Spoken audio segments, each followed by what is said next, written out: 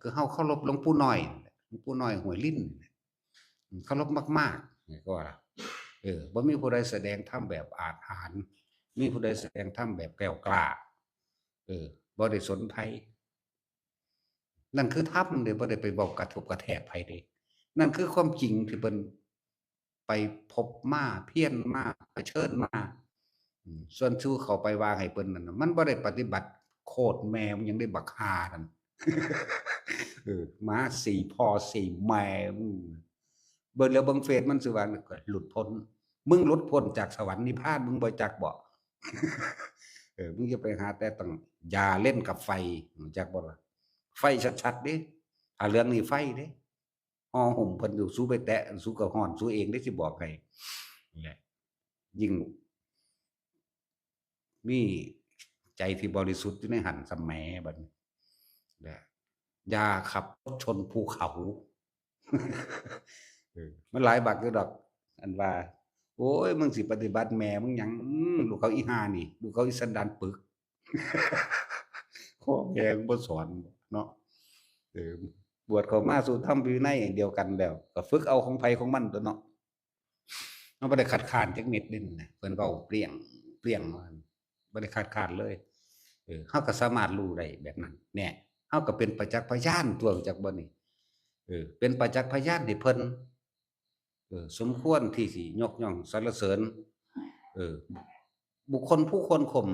ก็ต้องข่มตัวบุคคลผู้ควรยกย่องสรรเสริญพึงยกขึ้นมาเถิดความดีไหม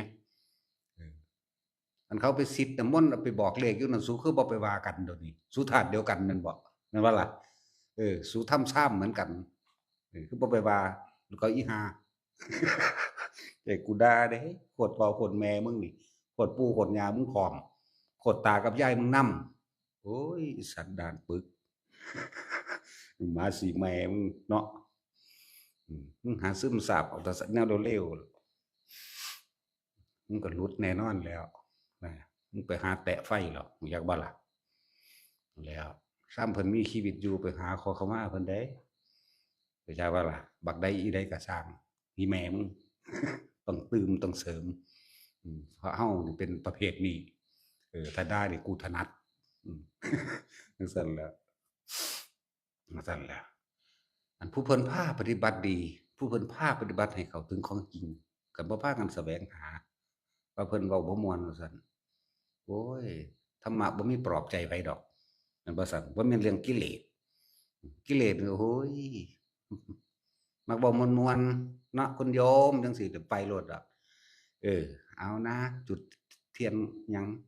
9ดอกนะธูปเท่านั้นดอกเท่านี้ดอกนะอ้าวสวดพร้อมกันนะโชคเงินทองไหลมาเทมามักขี้ตั๋วจังซั้นแม่นบ่ล่ะเออกูบ่ได้ตั๋วไผเด้เนาะเปี้ยงเปี้ยงเปี้ยงไปโลดเด้ศรัทธาก็ศรัทธาบ่ศรัทธาก็สร้างเด้เราบ่ได้บวชมาเพื่อให้ไผศรัทธาแม่นบ่ล่ะบ่ได้ล้มล้างลัทธิใดบ่ได้ศรัทธากับไผบ่ได้เพื่อลาภสักการะบ่ได้เพื่อสิ่งใดสิ่งหนึ่งบ่ได้แลกใดทั้งสิ้นเฮาอยู่ผู้เดียวของเฮาเฮาเฮ็ดของเฮาหมายถึงตอนเฮาศึกษาเฮาฝึกของเฮาเองไผมาฮู้มาเห็นนำเฮาโดยนี่เนาะบัดนี้คนเห็นคือกันมันบ่ได้ขัดกันเด้เออคือพญาอินทรีบินอยู่เทิงฟ้าเห็นขี้ฟ้าคือกันมันบ่ได้ขัดกันเด้แม่นบ่ล่ะเอียนมันจั่งใดสิ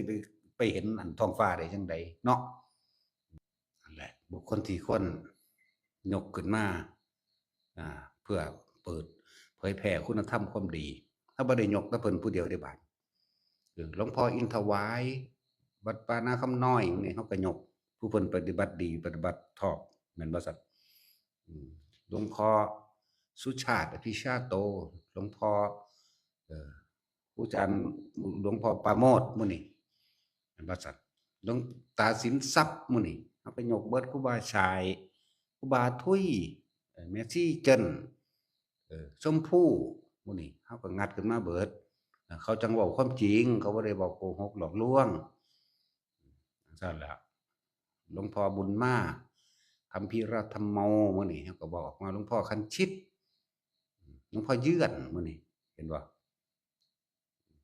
มันก็ยกขึ้นมาตัวบุคคลผู้ควรยกก็ต้องยกคนที่ควรข่มเขาก็ข่มบ่ข่มซื่อๆได้ถือปากพร้อมด่าพ่อโคตรพ่อโคตรแม่มันพร้อมโคตรปู่ย่าตายายมันนำ เนาะบ่รู้จักสอนลูก คือว่าล่ะว่าคนสิเลวบ่ได้เลวที่ชาติตระกูลดอกอืมเลวด้วยตัวสันดานมันเองนั่นน่ะสันดานหมาเนาะก็จั่งซั้นเลยหมามีหน้าที่เห่าเดะมันบ่รู้จักเดะว่าอะไรดีอะไรชั่วเนาะ